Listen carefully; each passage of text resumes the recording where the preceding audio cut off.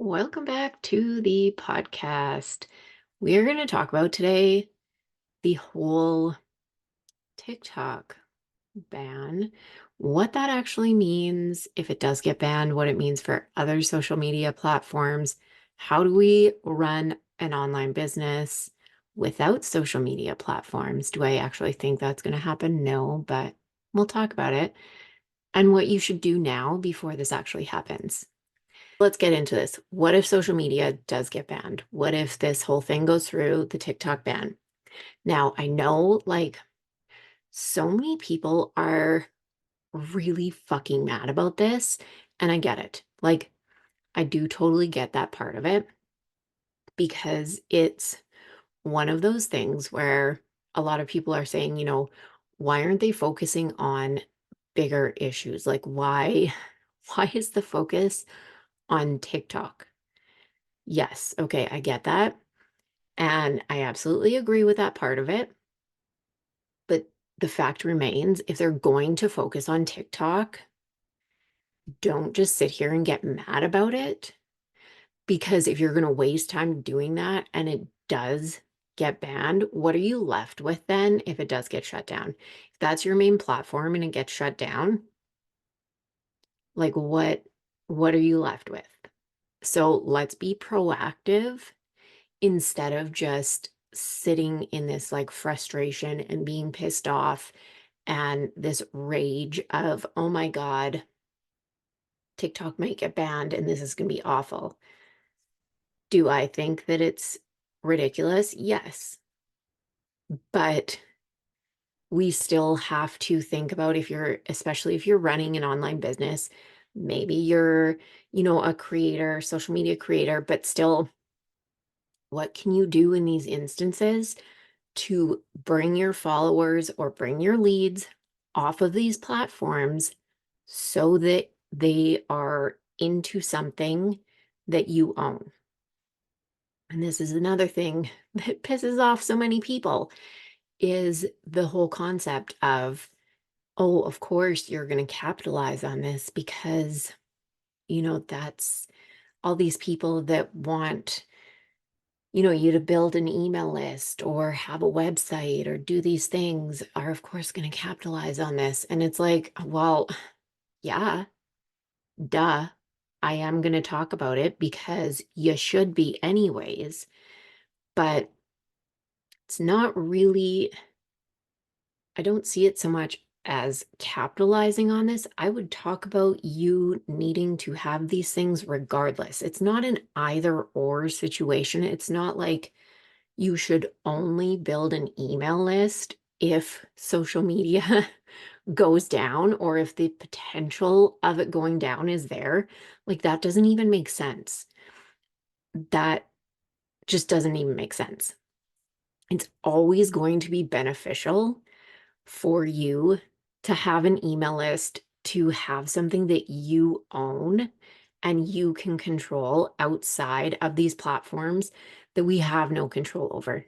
You never know what what the algorithm is going to do. Who's going to see your content? Like what your reach is going to be, whatever is going to happen on there. But if you have an email list, you're sending it to these people. Yes, whether they open the email or not is also questionable, but still, it's your stuff being sent to these people who actually opted in to see it. So you have a much better chance of actually getting somewhere with all these people on your list. So just something to really think about because it's not just a case of I'll do this, once in the event that it gets really close to social media collapsing or whatever, it'll be too late. Like at that point, it's too late. You need to do this now. And it's not even that I necessarily think that that's actually going to happen. It could, who knows? And that's the other thing. So, what does this mean for other social media platforms? TikTok gets banned. We've seen shortages with Meta. So who's to say that, the same, I don't know if it would be the same type of thing, but there could be other social media, you know, who knows what could happen. But if they can ban one platform, they sure as shit can ban another. Like, you don't own this stuff. Unless you're the one that actually owns the platform, you have no control over it. So build something, especially if you have a business, that you have control over. There's this whole thing online too about, do you really need a website? Do you really need this? Do you really need that? And I absolutely argue, yeah, you do. You do. I had some major issues with my social media, and it's a long story, but essentially there was videos that were inappropriately reported, and it was really decreasing my reach. I was not reaching anybody, and I'm talking like 10 to 15 people, only followers, nobody else, nobody outside of that. It was super lovely for about 4 to 6 months. However, I did have all my systems in place. I had lead generation systems. I had my website up and running. I had all these things that were actually running on the back end. And during this time, I grew my business to full time still, even without having, this thriving social media. So it's really, something to think about. You do need these other avenues where you actually own your own stuff outside of the social media platforms that can just do whatever the hell they want. Because in my case, the videos that were reported were like nothing to do with anything about what was essentially what they were being reported for. But it's interesting because I did end up having to um, restart my Instagram. So I opened another account, and about kind of funny, but not funny. A week after, got a lovely email from Instagram letting me know that it was an error, that these were all flagged, and that my account was flagged because, like, literally every time that I would go into it, because I also still had my fitness account. I wasn't posting on it, but there's other things that I look at on there. And so when I would go between accounts, I would come back to my systems one, and it would tell me every time that there were things that were flagged, it's going to get shut down and all this. And so a week after I opened my new account that I now have, the at I am Tara Leeson, I got an email saying that, oh no, this was done in error. We're so sorry for the last 6 months that we have been essentially shadow banning your account. Thank you. So, another word of warning, that can happen.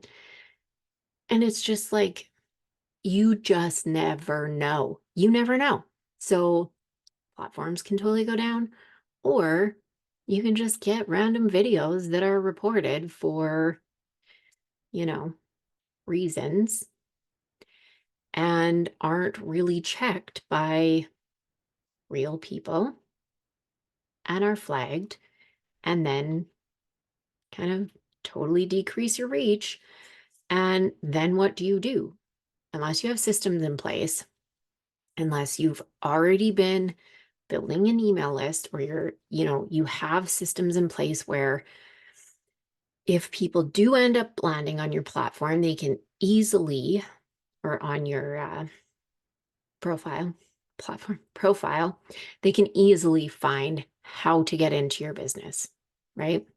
So a nice little lead system where they can get in there. So this is why you need to work on this now. You don't want to wait until they're like, okay, so we're shutting her down. Like, then what? Because at that point, if the platforms do go down, we'll be back to websites and heavily relying on SEO, which, yes, a lot of social media platforms right now rely on SEO as well. But the only way that people will find you is if you are searchable.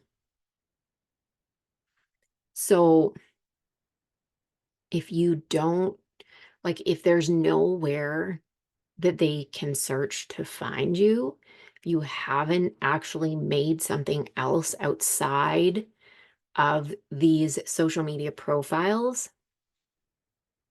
I don't know, like, how are you going to run your business? And this isn't, I don't want to say fear mongering because it's not, but this is just reality, things that you really have to consider because it can happen and you don't want it to be happening to you. Like, you want this to be in place so that you have something reliable to actually lean in on and go to if these things do shut down. Because, I mean, that's going to suck if it does. So it's always going to benefit you. It's not an either or. Those are really like, that's a lot of my thoughts. I know people, there's lots of people that are like just really leaning into how mad this is getting them. And like I said, I understand that, but we really have to look at being proactive and, the potential of if this does happen, then what are the other options? All right. So we can't just like leave it there and be like, you need to build an email list. And that's the end of that. Here's what you need to do, specific steps. Let's get into that part of it as well. So you really want to get specific with your lead magnet. This isn't just like throw out a lead magnet, see who comes into your business and like whatever. You can try that, but it's probably not going to have as good of results. What I really want you to do is be very specific. So, by being specific, what does this mean? Look at one offer. We want to drive people towards one offer, okay? That's where we start. So, which one offer do you really want to drive people towards? Get that out of the way. Then look at what is something that a lot of your clients get out of that one offer. What do they find super, super helpful that you do for them in that offer?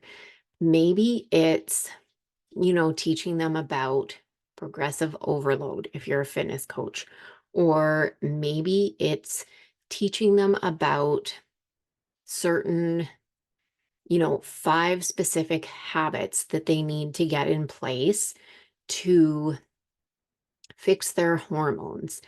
Maybe it's, I actually have one that is build your email list. I will put that in the show notes so that you can pick it up. It's a step-by-step guide and it's actually really amazing.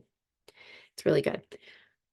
But think about the things that people really get out of your offers that you're really helping them with, and how can you truly give value in this freebie? Don't shy away from that. Don't think that if you give too much value in this, that people are going to be like, okay, got it from there, and now I don't need to work with you. I think we're past that. We are now at a point where if you aren't willing to give the value up front, people aren't going to want to work with you because everyone is getting, smarter about the whole online landscape and what is happening with these like fluffy master classes and the freebies that kind of touch on something, but you don't really get anything out of, and people don't want to give you any real value because the only way you get that is by actually working with them. Everybody's over it. Okay. You need to show that you know what you're talking about, and you need to be okay with actually teaching people something, actually giving real value before someone is going to invest money in you. And I think that that's a very fair trade-off, because when you think of it yourself, wouldn't you rather know that someone is able to like truly really help you with what you're looking at getting help for, or the transformation that you are looking at wanting to get, versus, "Ugh, maybe this is something, it sounds interesting, it sounds really good," and then you go into it, you invest all this money, and it's like not the thing. You don't want to be in that situation, right? We don't want to be there. So actually give value to people. It's okay. Nothing, also, the other side of this is nothing is ever going to be like working with you one on one. It's not going to be the same ever. Working with you one on one, working with you in a group, like in your paid offers, it's not going to be the same as getting something for free. Okay. Like, it's just not.